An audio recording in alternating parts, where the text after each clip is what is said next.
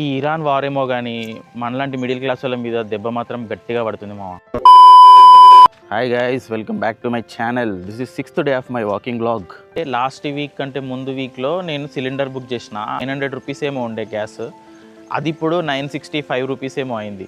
Tiffin centres వాళ్ళకి ఒక్క gas cylinder వచ్చేసి 4000 రూపీస్ పడుతుందంట. మొన్న ఒక రోజు బ్రేక్ఫాస్ట్ కోసం అని చెప్పేసి బయటికి వెళ్తే రెగ్యులర్గా 40 రూపీస్ తీసుకునే షాప్ అన్న ఆయన 50 రూపీస్ చేసేసిండు.